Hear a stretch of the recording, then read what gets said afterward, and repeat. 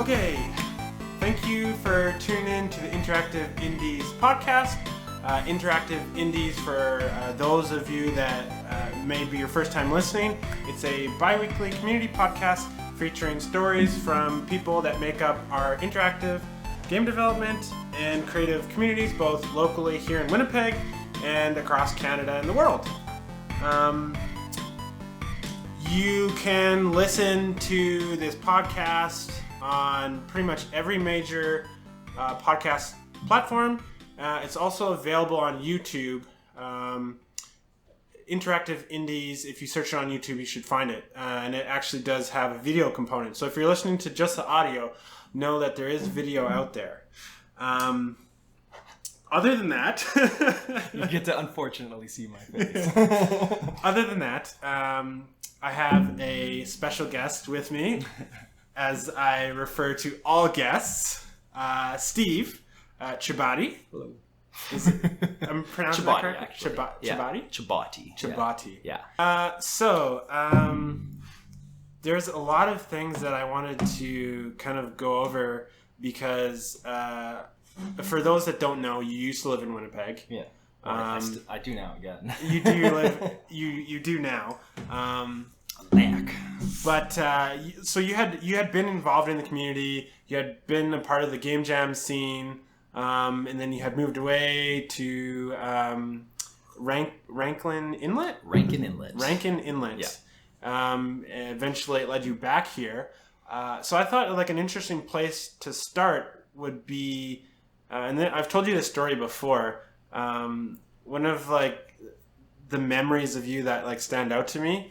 It was at one of the game jams. It might have been at the 2015 one of the Peg jams. Either, yeah. Oftentimes at the end of the jam, as an organizer, you can be left like cleaning up things and stuff like that. Mm-hmm. That just kind of goes with it. Yeah. Not that you got to do what you got to do. Yeah. And I remember you were sticking around. It was yourself, me, and Kai. And I remember thinking at the time that, like, my perception was like, oh, this guy works at Pomo or Luma or whatever it is called. Yeah, probably both, yeah. Probably both. And I remember thinking to myself, it's like, oh, cool, this guy's like, he's working in the industry. And I'm not, at that time, I was just volunteering. I was just some guy. And I always appreciated that about you, that you had stuck around. And even after, when we were done cleaning, I remember we were on the corner of that street. Just chatting for like half an hour. So, that was my first one of my first interactions with you. But to kind of go even further back, I'm curious, like, what led you to that point? So, what got you into games? So did you go to school like locally here? Yes, I went to Red River. It actually goes back to grade 5 for me. I remember writing a bibliography. We all had to write a bibliography, and we had to write what we wanted to do in the future. So I wrote, I wanted to make video games, right? Of course, every kid's dream. So eventually, it took me a long time to actually get into it too. It took me until after college even. I did the computer analyst / programmer program, now called BIT, at Red River, Business Information Technology, I think. Yeah. And then I finished that, did a series of other jobs, ended up doing web development and hating it. I'm sure I would enjoy it a little bit more now. I was young and headstrong, I suppose. Maybe less patient. Yeah, lots of maturing has happened since then. Okay. But I spent a lot of that time on the side practicing my skills in Unity. Okay. So Unity, I think everybody's familiar with Unity at this point. And what point was this that you started exploring Unity? This is after... This would probably be 2011. Was this in the middle of the bit What was this? Was after I graduated. After you graduated, and I started my web development job. Okay. And immediately wanting to get out of web development. So after that, I spent, I think exactly, almost to the day, 1 year at that job. Okay. And I had been applying to some of the local companies, and I... Like game-centric things and more creative exactly. stuff? Specifically game companies in the city. And I applied to Voth, Dwayne Rudy's company. And I get in there, and that was a whirlwind experience. What was that experience like for you? Because you had a background in more development things, but you have more of an interest and desire to do creative things. Yeah. So you touched on it a bit, but you had spent some time working on Unity tutorials on your own. Yeah. Yeah. Okay, so that's kind of what led you to have the ability to kind of work at a place like Avid. Yeah, exactly. Yeah, I had this dweeby little WordPress free site that I posted all my games and tutorials that I had finished. And then I eventually did, I think, a jam or something with a musician in Brazil. And that started my interest in collaborating with a lot of people, right? Get to Evodent, and I loved it. I was like, this is the dream come true, right? I'm in the industry now. Mm-hmm. I'm super junior, super young and everything, and I'm learning a lot, but the every job has its ups and downs and rocky roads, and that job, I think they didn't have enough money to keep their staff on. Okay. So we all got laid off at one point. Yeah. So I'm applying around again. That must have been kind of like a bit of a roller coaster. You know, you've finally gotten this thing that you're passionate about, and then it kind of gets, not that it's taken away from you specifically, but it kind of gets taken away from you in a sense. Yeah, exactly. And it's unfortunately too common in the games industry, right? You hear this story all the time where just people lay off their entire production staff, right? If a project goes south. Yeah. It happens even with big companies. So, yeah. So then at that point, you had gotten laid off. Were you kind of a little bit trying to scramble to find more opportunities, or it sounds like at that point you have a decent amount of experience, so you would have a relatively easy time even reverting back to maybe more development stuff. So what was the step after that? At that point, I think I went on EI, of course. You get laid off, you get EI. So I think I ran that whole course of EI. So it wasn't a quick process. I think it was about 6 months before I found the next job. Okay. So that was a long time. It's a bit, maybe probably a bit stressful. And I was also a bit young and probably slower moving than I am now on getting to these things. But it's interesting because that experience will kind of inform more who you, not to be cheesy, but it'll inform some of the character traits that you maybe have now as a result of those kind of hurdles and ups and downs. Yeah, exactly. And I feel looking back on my younger self, I was like, what were you doing? You were just sitting around doing nothing, right? I feel the exact same way. Yeah. So I think I applied at Complex and just completely bombed that interview. Bombed it completely. Oh, it was bad. I didn't know I came out, it was a 3-hour interview with 6 different people. So they would go one after the other, testing different things. Okay. And I realized I didn't know any of the skills they wanted. Oh, gosh. So, yeah, they did at the point that they were at, they didn't want more junior people like me, right? They are trying to do their client work or whatever they're working on at the time. It was a while ago. I would imagine the experience from Evident would have maybe elevated you to above a junior.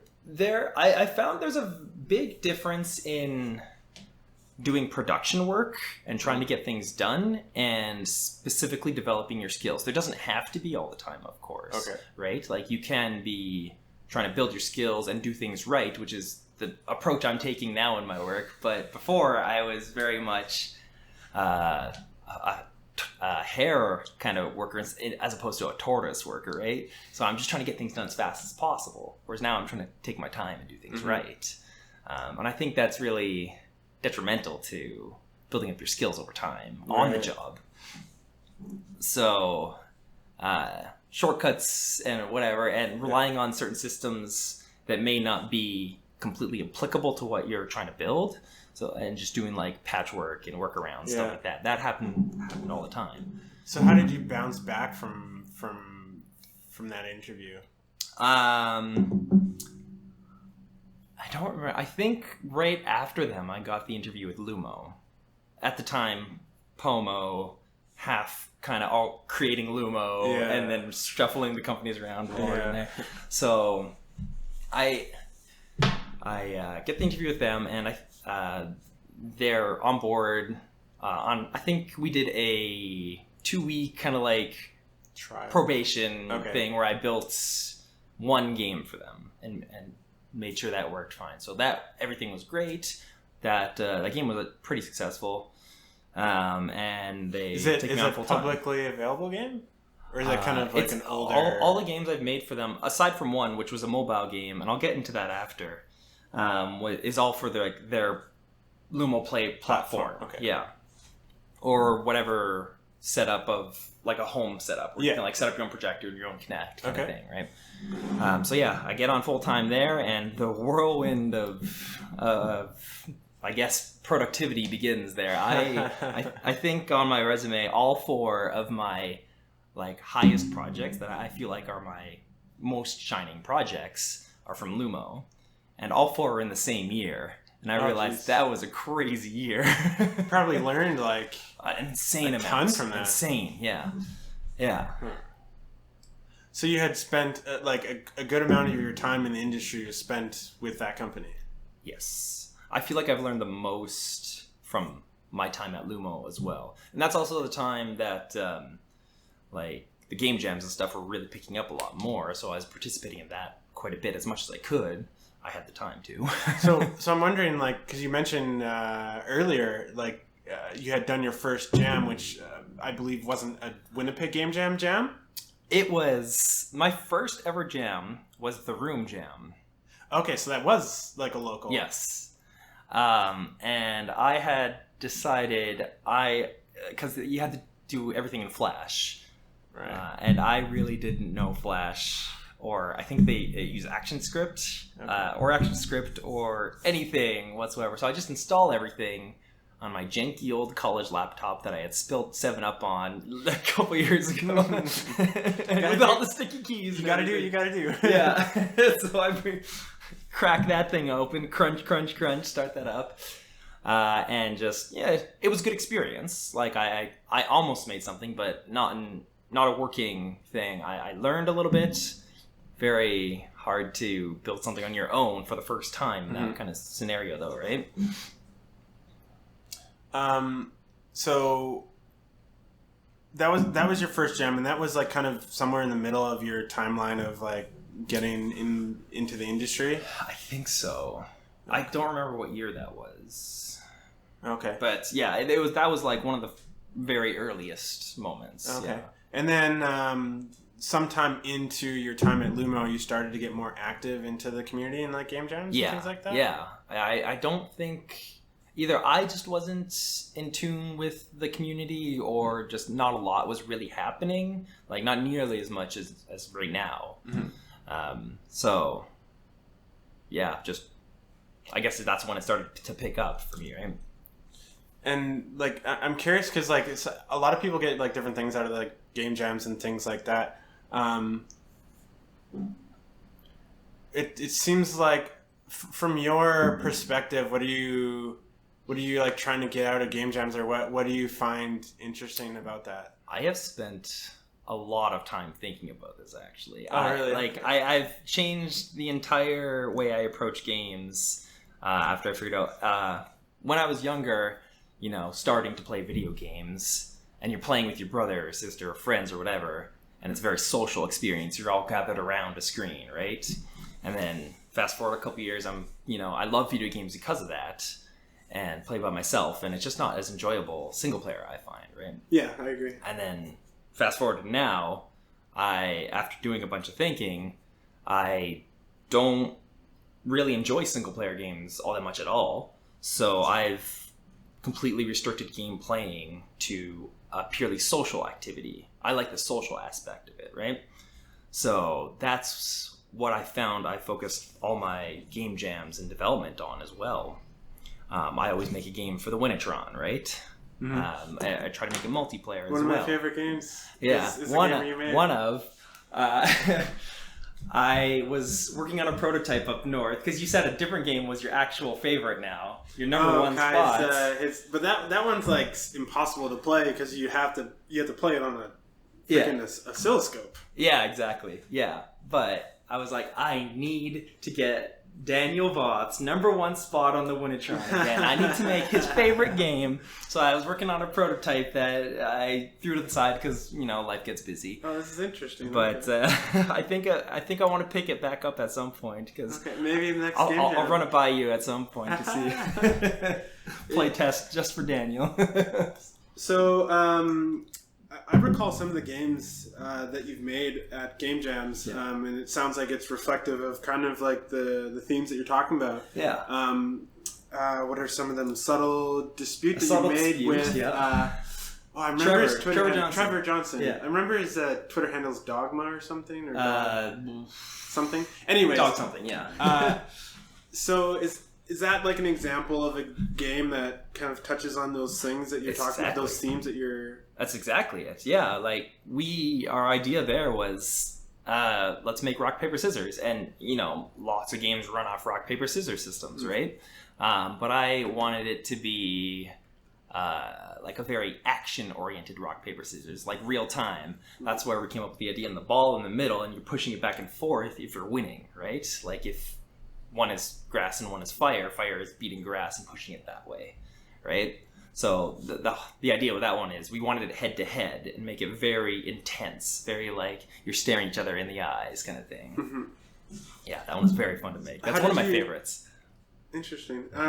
So how did you have like a relationship with him beforehand, or did you just kind of meet at the jam? We worked together when I was at Evodent. We worked on... Oh, he did too? He... I'm not sure if he was under Evodent. He might have been with Zenfry, but we were working on the Zenfry project, Clandestine Anomaly. Yeah. He was doing 3D modeling. I think he's the head 3D modeler for it. Okay.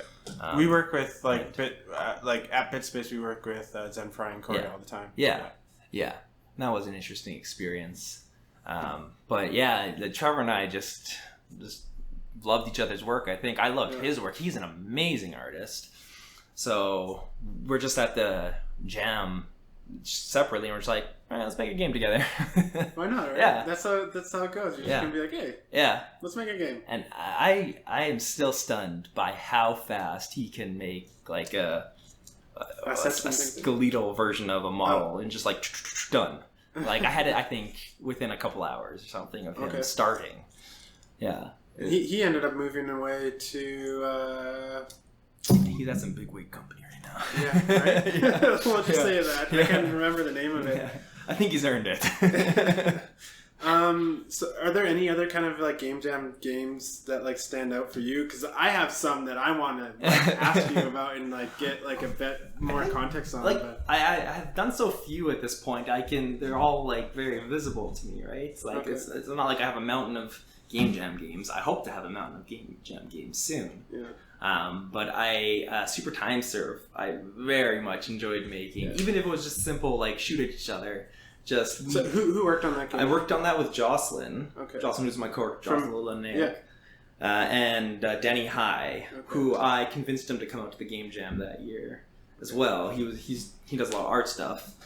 For context, like to explain the kind of concept of the game a bit. It is a super rad 80s. Super rad, I like that. Yeah.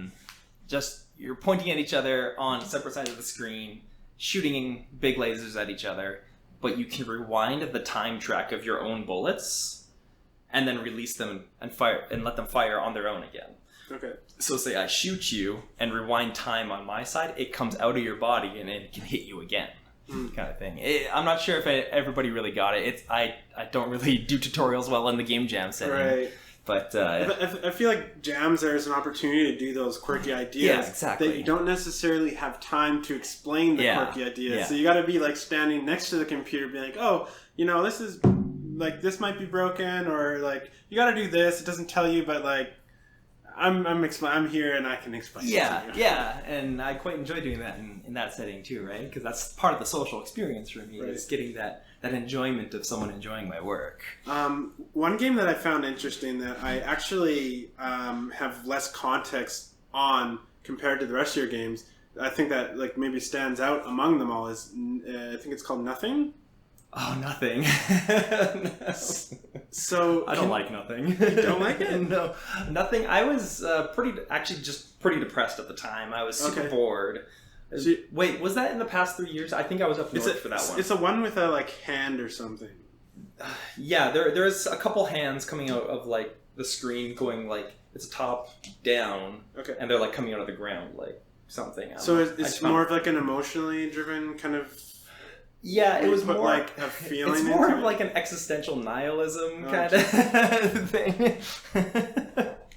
It just, I don't really know. It just, it's a void space for me. But I feel like it's. Let me know how you feel, but I appreciate games like that on a personal level because you can like be expressive in a way that you might not be able to like to people in your life, or maybe like just. Speaking from personal experience, I've made a game that is like has kind of emotions that we typically don't deal with, and I feel like it's an interesting outlet. And I think games is an opportunity to make a lot of these kind of things. Yeah, and that's exactly how you feel about exactly what I did that for too, right? Like that game is solely for me. I don't expect anyone else to even like understand or get. It's just like I just am in a bad place right now. Yeah. Not like a crazy bad place, but a bad place that I'm not enjoying. And I'm just trying to. I was also. I hit like mental blocks when I made games, and just. Yeah. So I was just like, I just want to make something and put it online, right? So that's what came out. I was just trying things out and trying to force myself forward. But yeah, it feels like a void. It feels like a void space, right? It's all negative, and I played a track backwards to make it feel weirder, right? So it's interesting, like.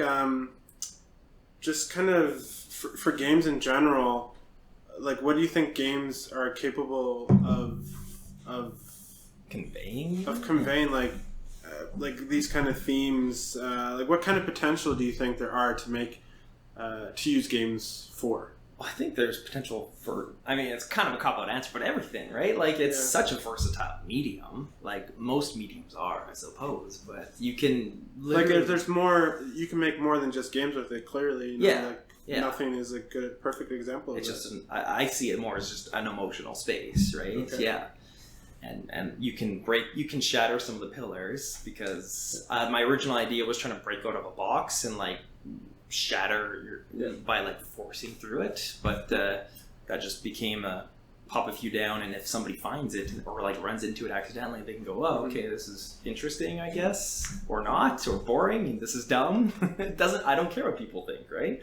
So what would the difference from your perspective be to like a game jam game versus kind of what you're doing in a professional aspect? Is there a difference? Well, yeah, there's a big difference.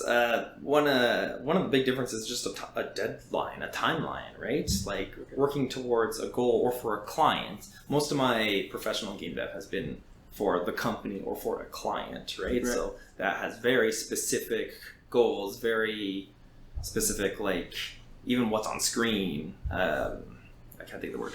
It doesn't matter.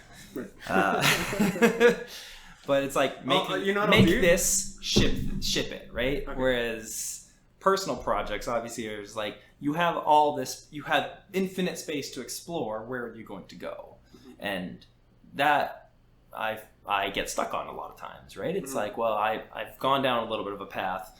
I don't know where to go at this point, or I'm at a point where I have to do art and music and polish, and I just don't want to, right? Right. I've made the game in my head, and I just don't want to make it any further. I'm sure everybody has the pile of shame where they have a mountain of projects behind them that will never see the light of day. It's like that picture someone put on the game dev Winnipeg game dev Slack with the like flowers and side projects. It's all too real. Yeah. Oh yeah. I love that. Yeah.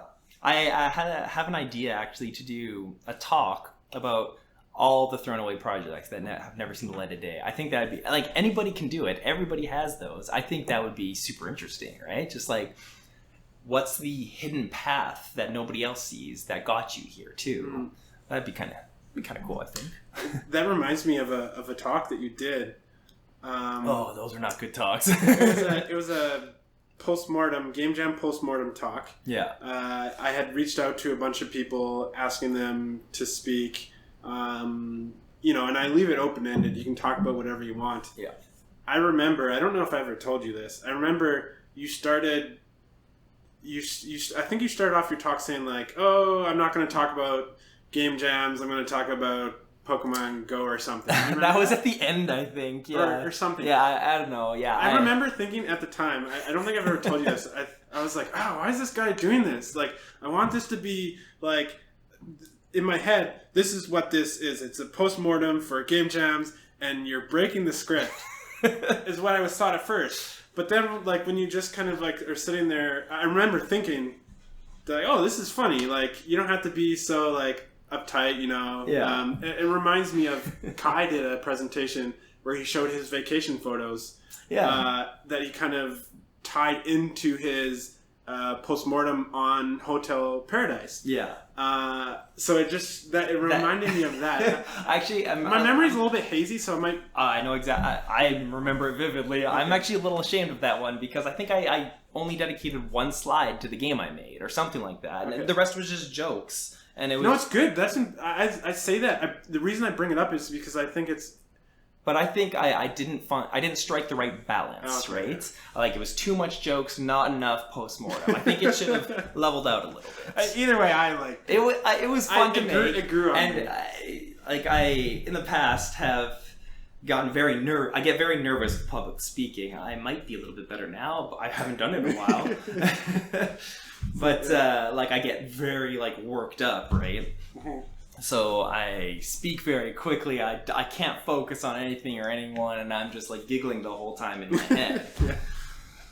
I just need to take a breath and slow down. Even now, I can feel myself speeding up. Yeah. But, I think I just need to settle down. Someone did a GDC talk, and they said the best talks are educational or informational and entertaining, not one or the other, right? Yeah. So I'm interested in kind of the origin. So when you're a little kid, generally, typically something, whether it's your parents or someone that you meet, like a teacher, kind of influences you down a path. I'm wondering kind of what led you down the path of technology or games, or even if you knew at a young age exactly what you wanted to do. I definitely wanted to do games at a young age. I think where does that come from? The origins of that would probably be my cousins were a little bit older than I, and they were very big into video games as well. I think they may have given me my first taste of video games. I can't remember my first game played. I wish I could. That would be fun to tell. But right? Yeah. and then I'm the friends around me start getting the Game Boy and Super Nintendo and stuff like that. And I got eventually a Genesis. I was very surprised that my parents let that into the household because they were very against it at first. And that's a common thread. Yeah, exactly. Yeah.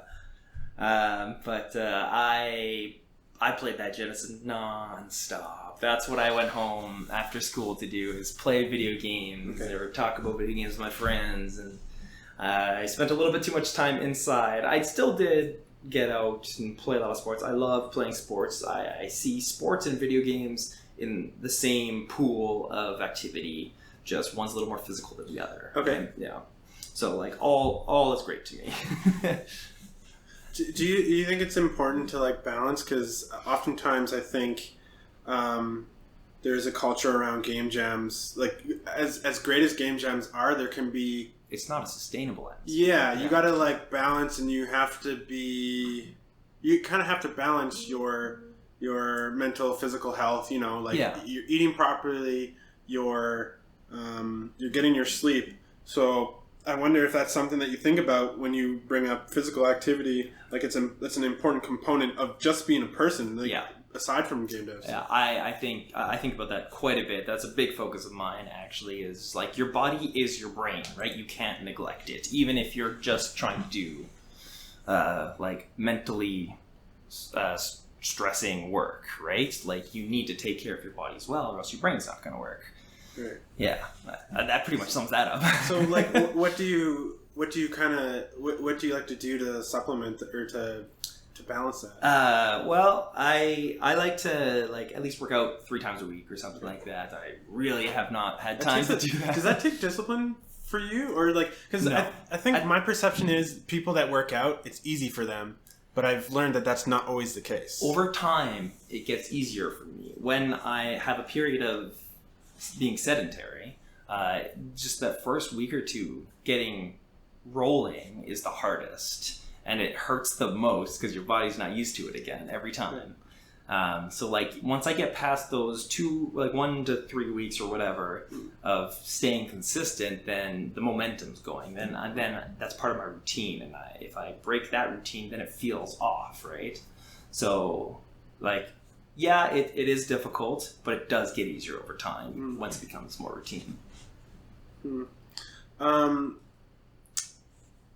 Another thing that I'm interested in, because there's more, I feel like there's more to people and there's more important things in game dev, which is why I brought that up, because I find it interesting. One thing that you mentioned before was powerlifting. Yeah. It's something that I'm interested in. Oh, yeah. I've never pursued it, so I'm wondering what you like about it, because I'm hoping I might be able to pick something out of that. I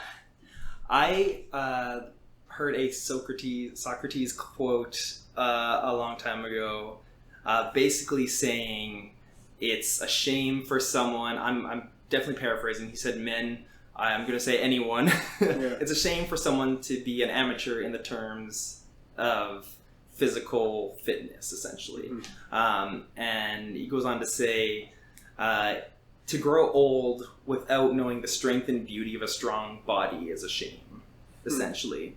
And yeah, I like to be able to be useful. I like, people say functional strength. I like to be able to help people out. Like if you need something lifted, I want to be able to be the one to help you if I'm around, right? And I just, it feels good to be strong or whatever. I just see it as the same as any other skill. Right. But once even programming comparable, exactly. It's all the same. You just have to build it up over time. But this has the added benefit of making you feel better just overall.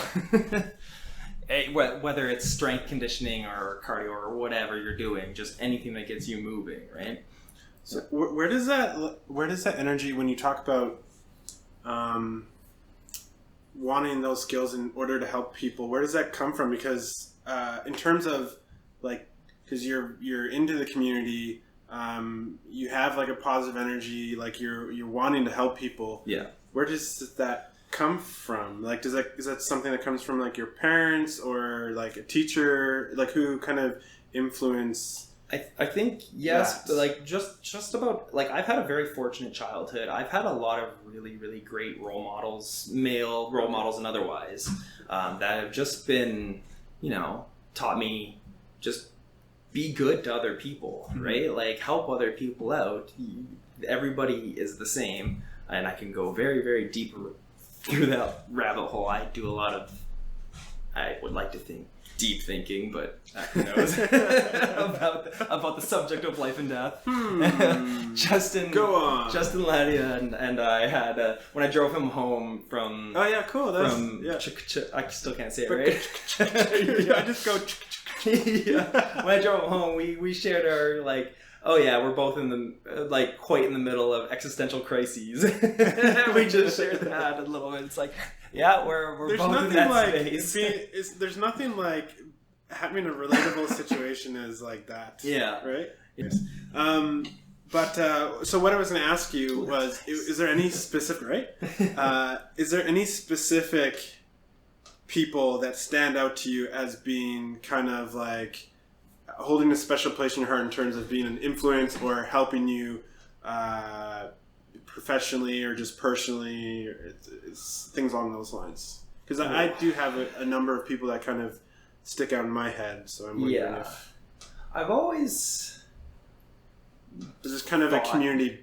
Yeah, I've always thought that, yourself? like, I've always lacked a mentor, like a specific person. But Okay. I think it's just, like, lots of people around me have been in that role for me. Mm-hmm. Even if it's just giving me the chance, like, everybody at Lumo, like, I feel like that was a big opportunity for me to grow, right? So, like, everybody there has been excellent. They're a great team. And just everyone I've been around, I think, just expanded my horizons on that. It seems like you use that in like a kind of a pay it forward way. You're talking about helping people, so it seems like that's kind of what being involved in the community is about for you. Is it like that's kind of that everything. Pretty much, I think anybody works on, no matter what it is done for people, right? Mm-hmm. Whether you're just building an app or something, you're doing it for somebody, whether it's you or somebody else, like you want. So I find that if I'm going to have an influence, big or small, I want it to be a positive influence on people, right? Mm-hmm. I see no other way of living, really. I think any sane person would want to just have a positive influence on the people around them. So that's really what it is for me, is just, I don't know, just be good to people. Right? Because you want, whether it's selfish or not, if it's just because I want people to be good to me too, it doesn't really matter. It's just, there's a net positive then, right? Right.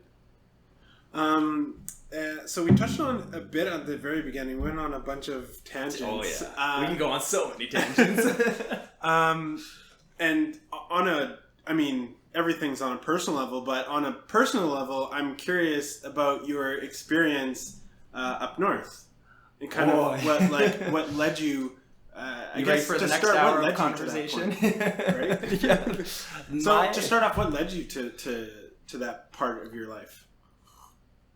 All right. Chapter 1. I am at Lumo at this point. My wife is out of work. She works in the environment sector. Okay. And she can't find anything in Winnipeg or near Winnipeg. So she applies to the Nunavut government, the government of Nunavut. Being as extremely slow as they are in terms of hiring, and we've learned later on that it's even worse than we thought for that. 6 months after she applies, she gets a call from them. 6 months? 6 months, yeah. Okay. And she has her interview, and we're like, this is crazy, right? This would never happen. We would never move to the north. Like, we're open to the idea, but we'd never expected it to actually happen. Mm-hmm. And she gets the job, and we're like, all right, let's uproot everything and go to the north. That seems like such a hard decision to make, you know? If it's out of necessity or whatever, it's... Yeah, we were surviving, but it really came down... I gave her a number, and I said, if they offer this much or more, I am willing to move. Okay. And it was well beyond my number. So it's just like, you're already on the plane, you're just like, okay, you're packing, you're going to the airport. So what I attempted to do, once we got up there after we're all unpacked, and I tried to work remotely for Lumo. Okay. Which... I wasn't aware of that. Yeah, I did that for a couple of weeks, a couple months. It was a very short period of time. I learned that I don't like working in the space I live in by myself all day, every day. People encourage that, is even if you're working from home or freelancing, is to have separate spaces, or to even go externally. I set up an office in my house, and it's still my living space, though, right? It's still like my living room, office, and it's the same space. Mm-hmm. And I'm having no social interaction whatsoever. Right. So my wife encourages me to apply to the volunteer fire department, just to get my face out there, to be a little more social. So I became a firefighter for a year as well. I didn't know this either. Yeah. Okay. Yeah, I was a Crazy. firefighter. I've been in a house fire. It's super crazy. Oh my gosh, I have more tangents just forming in my head. We'll get there. Yeah. Write it down if you don't want to forget it. I would love to talk about everything. So I basically am not happy working remotely. I'm going insane, pretty much, right? And everyone has a different experience with that. Yeah, like some people can do it. I can't. I can do it probably every once in a while, but if I'm doing that all day, every day, no. So how did you circumvent this, or what was your kind of solution? I applied for a different job. Oh, there you go. Yeah. That works. It was also the middle of winter, and Winnipeg, you don't know cold. I'm sorry, but you don't. Right. We had to, you have to buy $1,000 basically worth of gear just to be able to go outside in the winter. Just like throwing on a sweater in Winnipeg. And $1,000. Oh, just throwing on $1,000 gear. Especially since we didn't buy a car or a truck or anything. We just had an ATV. So we, in the winter, walk everywhere. So we need thick, as heavy as possible gear. Because it can get down to, I think the coldest we had was -70 with 110 kilometer an hour winds kind of thing. And it's basically inconceivably cold. Yeah, it's nuts. And then you still see local people walking through it, and because they're used to it. I guess so, or they just need to get, because it would be like that for 3 to 5 days straight sometimes. Mm-hmm. So they just want to get out of the house, right? Mm-hmm. But that's extremely dangerous because you can't even see from here to the cars down the street or across the street. Oh, really? So you can get lost. Just going to your neighbor's house. Not even the temperature, but just getting lost. That seems so that's so outside of my experience living in Winnipeg. It's I call it the wild, wild north because it's crazy things happen up there. Crazy things. I do have stories of friends who just go around the corner to their friend's house and getting lost. Half a block over. This seems like it would be no joke, a super kind of scary. It's dangerous for everyone. Yeah. Where's my friends, or even being kind of, it's there's something claustrophobic about being lost and not.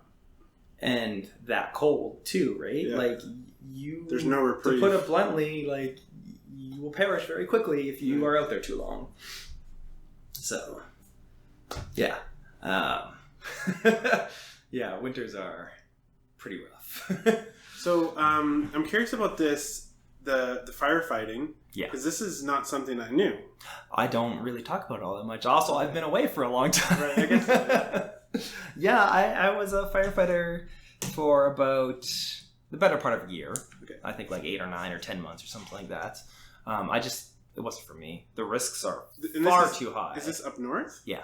Okay. Yeah, this is in Rankin. Okay. So, yeah, I go through a bunch of training. We do a bunch of live fire stuff. And the craziest fire story, I am just down the street from my house at an appointment with my wife. She was getting a needle or something. So I was there with her just to help her out a bit. And I get a page. We have pagers. That there is a fire event, a house fire, and everybody needs to go to the fire hall to get ready and go as fast as you can. Right. Respond to the fire. So I get outside the hospital and look to the left where my house is, and it looks like the smoke is billowing exactly out of my house. My dog's inside there still, so I'm oh no. So I'm on foot at this point, so it's about maybe a 10-minute run to the fire station. So I'm huffing it to the fire hall, get all my gear on, get on the second truck. One's already there to go. And thankfully it's not my house. But unfortunately it's someone else's house, obviously. Yeah, I don't want to say that's fortunate for anybody. Of course. The next crazy part about this is there are 3 small children who live there. And one, you knew this beforehand? I heard this on the go.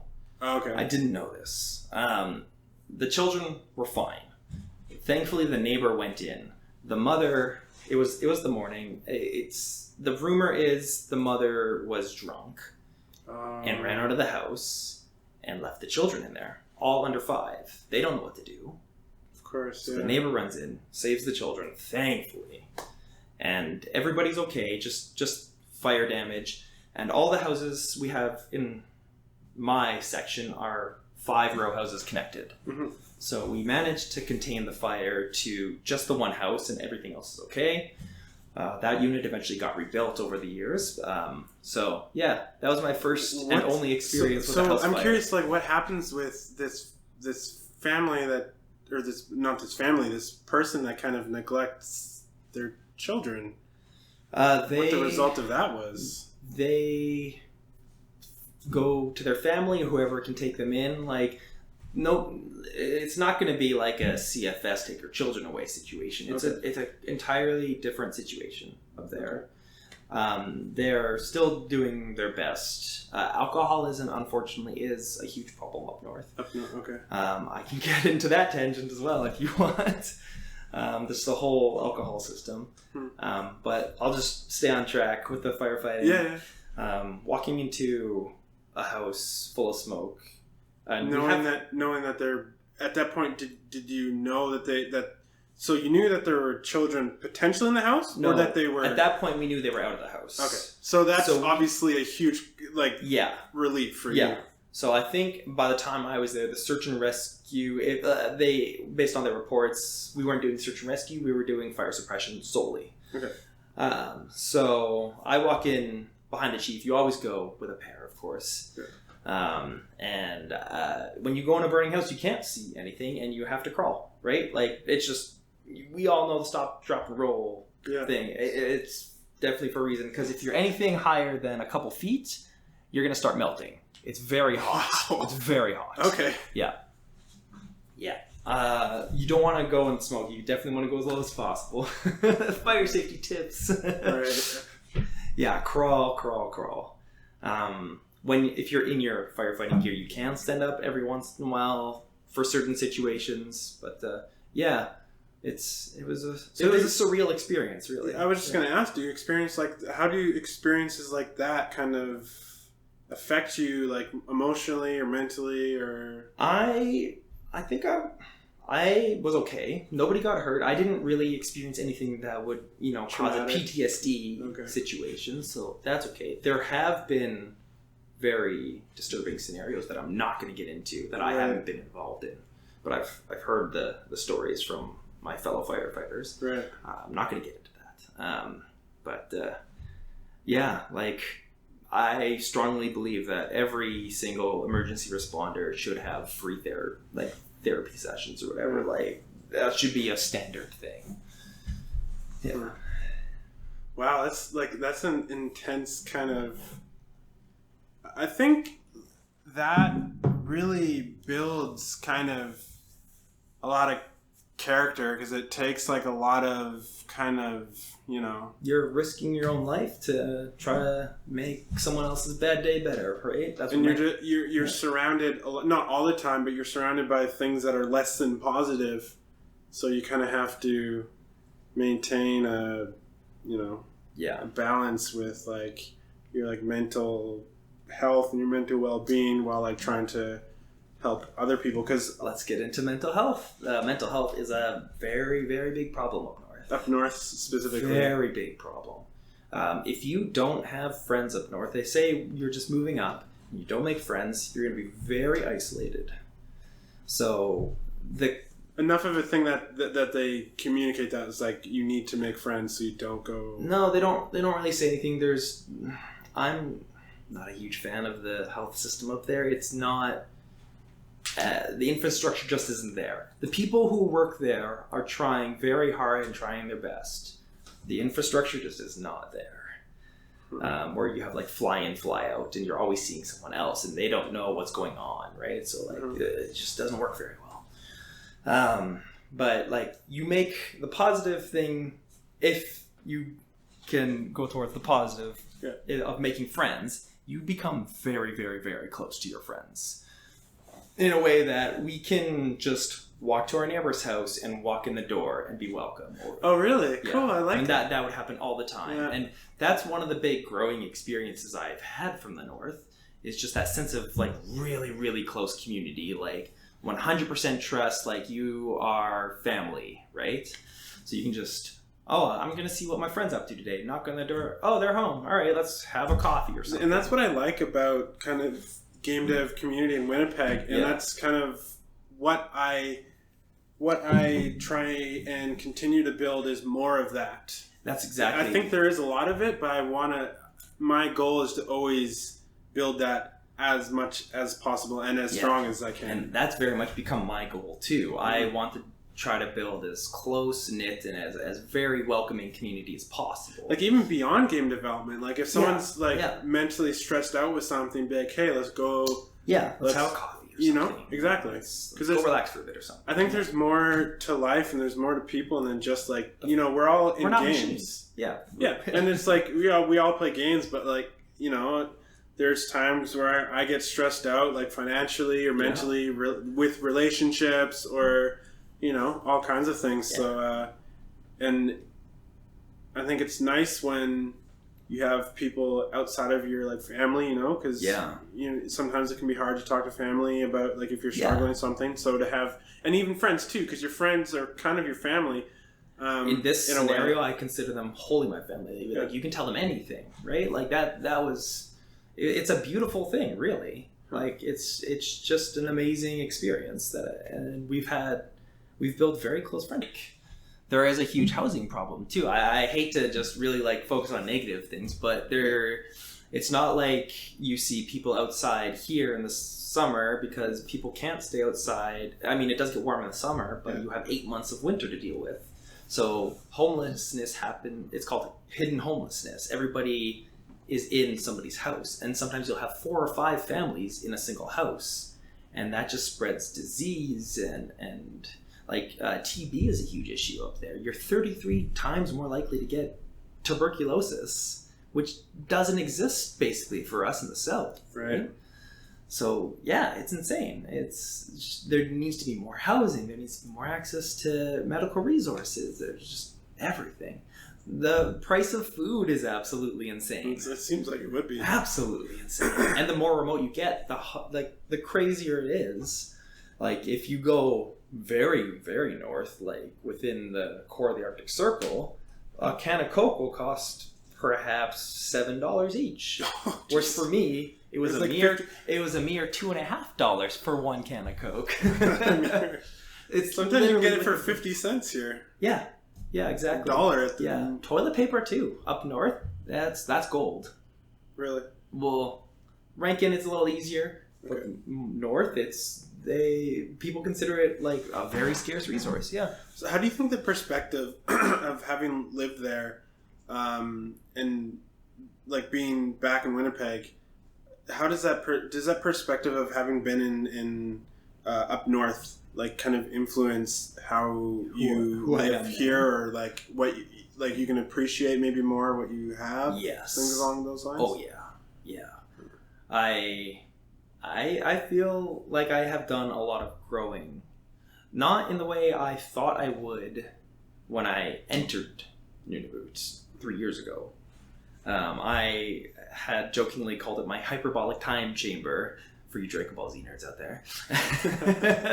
And I thought I was going to, focus all my efforts on spending 3 years on becoming a super great developer, and that's all I would do is read books and advance. But I feel I have just grown and matured in very different ways, perhaps more valuable ways even. Mm-hmm. The whole sense of community, and I'm not nearly as shy anymore because everybody, people are very friendly up north. So as you're walking by, you're if it's not a terrible situation, you're saying hi to everybody. You're going, how's it going? How's your day going? You might even stop in the middle of the street to just talk to somebody because it seems a bit similar to kind of the energy or vibe when you go to the cabin. It's got more of that energy of like, oh hey, you know, and you're just on a boat. Like generally the theme is like you go past someone on a boat, you just wave go with the them. flow. Yeah, exactly. I would Whereas say that doesn't happen even more in the so. city. The pace of life is a lot more relaxed, which allows for that too, right? Like if you're 15 minutes late for your job, oh no problem, just get your work done. Or you know, if staffing is a huge problem for the government in Nunavut, it's very understaffed. So you know, a lot of people are very overworked. But, but for my job, so let's go back to the work history. That was a long tangent. Yeah. I roll into the IT office because that's the closest thing to my skill set. There's no programming or anything in that area. I hand the IT manager my resume, and the next day I get an email, no interview or anything, just can you start tomorrow? I was like, let me talk to my current employer, and I was like, I'm starting a new job tomorrow. I'm sorry, I can't. You're referring your current employer being Lumo. I was doing so when I had moved. I had switched from being on staff to freelance, doing contract work for them. So I told them I'll finish up whatever I need to. I'll wrap things up for you and just get you all the materials that you need. But I'm officially done tomorrow, and I start my stint as a IT support tech, and that was the most intensely boring job of my life so far. So I hope there's yet more boring jobs to come. Given that the pace is so slow up there, and working in a service job where you might wait all day and not get any tickets to do, you might just sit around doing nothing all day, which did happen. It was interesting because I would imagine you can fill that time with something, but at a certain point when you don't have like an infinite, like you run out of things to fill your time with. Yeah. Maybe. So what I did spend a lot of that time doing side development in like Unity and stuff, just making stuff. Or trying to take like online courses, and my wife told me like, why don't you just like do an online course through a university and try to upgrade your skills, because that's one of the things I kind of want to do still. But I don't like being in a space to do a job and feeling like I'm subverting that. Right. It doesn't sit right with me. Okay. I can get that. Yeah. I don't like. I'm not a big fan of those kind of jobs where like people go, oh yeah, this job's great. All I have to do is sit around all day and I don't have to do anything. It's like, well, I can't be that person. No. That I've tried. And I've tried it now. I think that's fine for people if that's what they prefer and that's what they enjoy and that's what they want to do. Enjoy your cushy government desk job where you don't have to do anything. But I am the kind of person who needs to be working on something, needs to be progressing on something. I like the fast pace situation of most of the work down here, right? I call it down here, but you guys. Earlier when you said the South, I thought that made me I consider this the South now. Yeah, and everybody's like, "Who are you?" So what? You have this kind of surreal, or however you want to describe it, crazy experience. Dream of an experience, yeah. Right. There's even way crazy. Keep going. Sorry. No. I'm sure you have even more. And the nice thing is, I would like to at some point like come back to that in like another day or something like that. Part two, Nunavut. Yeah. But I'm curious, the transition from being up north to coming back down south, as it were. Yeah. What requires? I'm missing the word here. What? How did that come to be? I don't know. This segue is not working for me. How did we end up moving back? Yeah. Okay. So my wife's position, her contract was a 3-year term. It was starting to roll to an end. Good.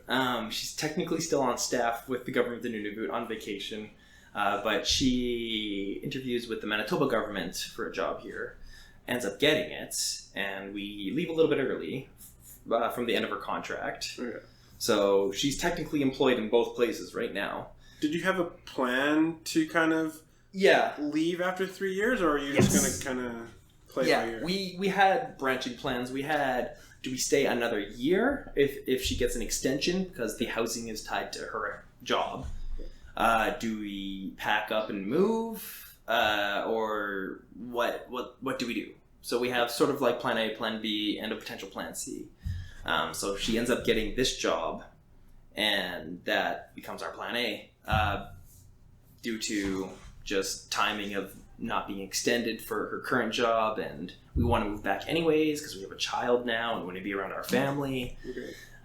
So yeah, we just came back a month early, and she said, I'm going on vacation until the end of my contract, and because she had the time to do it, so all saved up, so it worked out really nicely. It's been the busiest 30 days of my entire life. I have been going nonstop, packing up a house, moving all that down here, and then we also decided to sell our house because it's a little bit too small for us and move to another house. So I've been renovating that house for the past 2 weeks, and it's crazy time. But it'll be nice once it settles down. It'll be great. I was just gonna say it'll be nice when it settles down, but like when it settles down, I'm sure there'll be another like. There's gonna be the next thing to do. You know? A career change or all sorts of things. I am looking for a job right now. This is gonna date this episode completely now. Hopefully that happens soon, but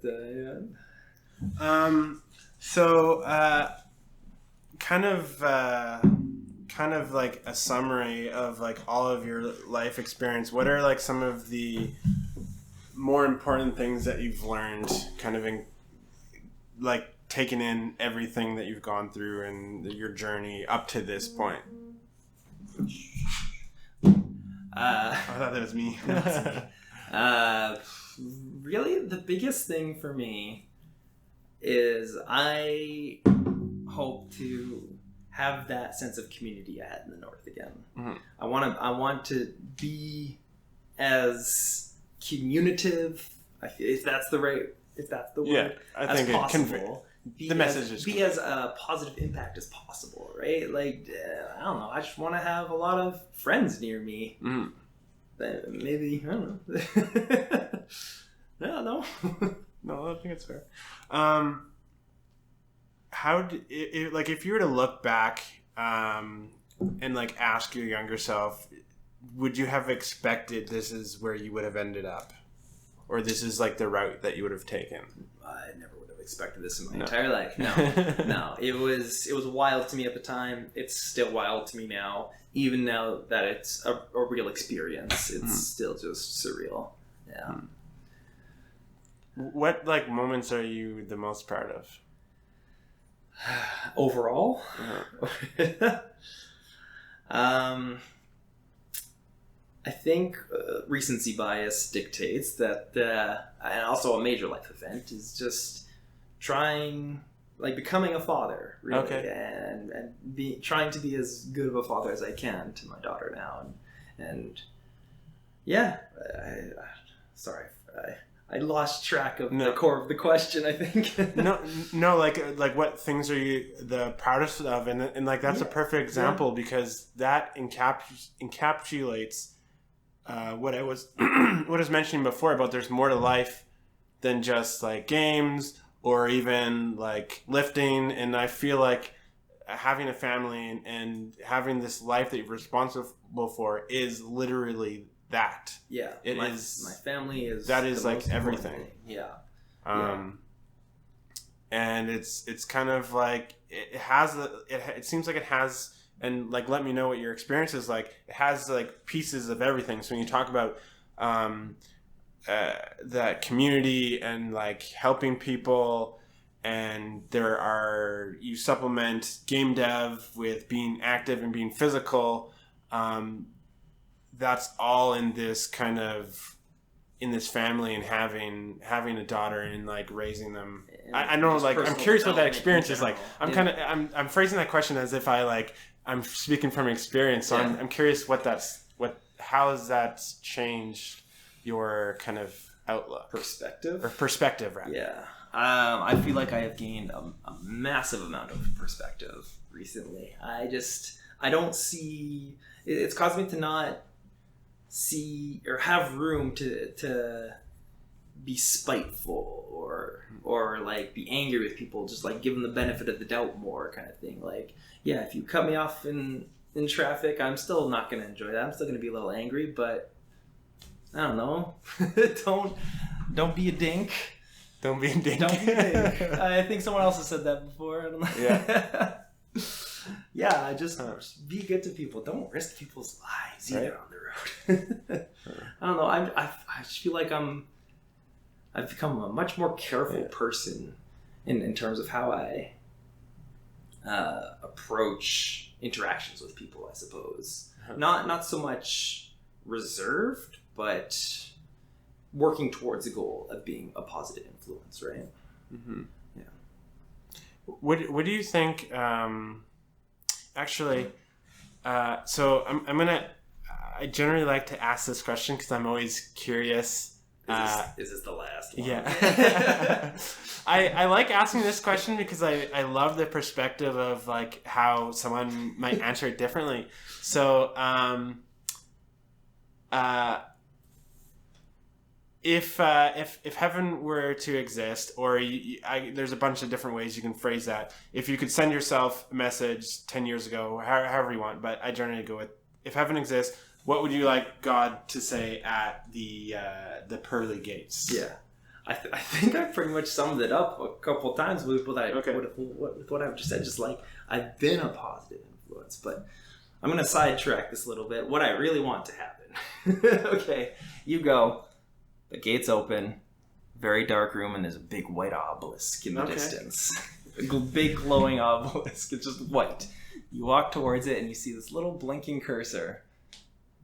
And it says, new high score. I was wondering where the answer is going. Yes! I did it.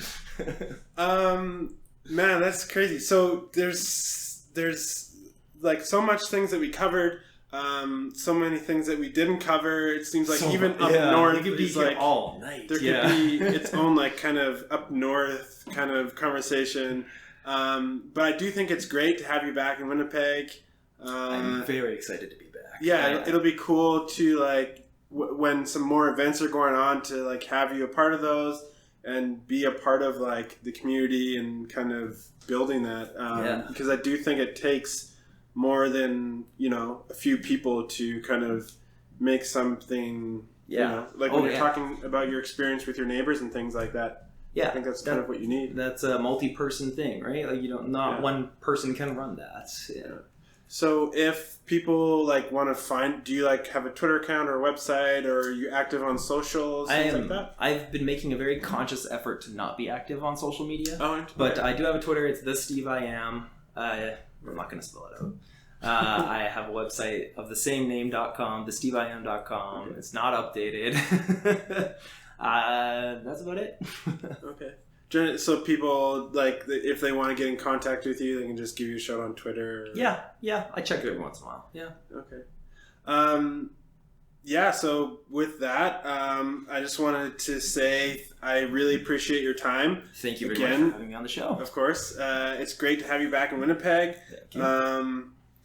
And again, oh shoot, what did I usually say? Oh, this is the part that I like forget. I usually suck at the most structured part of them, is because I don't like structure. Yeah. But write down a little script. I usually do that. But so yeah, this podcast is possible thanks in part to the contributions of a number of people and individuals. Dan from BitSpace Development. We're actually recording at the BitSpace Development office right now. It's a nice place. Yeah, I think it's pretty decent. A number of the equipment is graciously been provided or made accessible to me by Dan, and he's always been super supportive. Dan Bergman has been really, really awesome in terms of the work that he's done on this kind of post-production editing. It's a super time-consuming process. So I want to give him a shout out. It's super appreciated. He's been helping since the beginning. And then I guess in closing, you can check out previous episodes I've recorded with numerous people from the community at interactiveindie.com. And there's also a YouTube channel, again, Interactive Indie. If you search that, I'm sure it'll come up. And yeah, thanks for your time. Thank you.